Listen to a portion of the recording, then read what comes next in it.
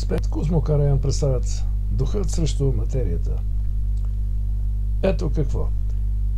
Всяка успешна религия се крепи на два стълба – срам и страх. Страх от наказание, свише, и срам от греха, себе си.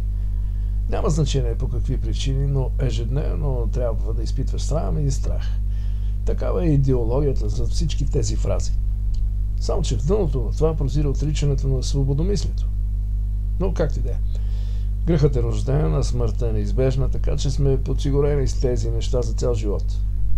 И ето какъв изход видях аз, когато започнах да се интересувам от психоанализа. Започнах да се страхувам, че си пропилявам живота с тези крайно съмнителни и религиозни глупости и реших да изпитвам срам, ако не се наслаждавам достатъчно на живота. Така погледнато, може дори да се каже, че съм примерен християнин. Аз съвместих страха и срама с удоволствието. Сега се разкаивам единствено, ако съм се срамувал вместо да се кефя.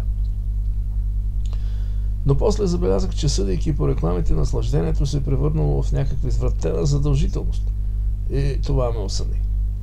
Първото, което си казах, ето докъде водят вековете религиозна пропаганда. Махалото лети към другата крайност – хедонизма. Все още смятаме, че духовният живот стои над материалния, но на практика няма нито една идеология, която да следва това.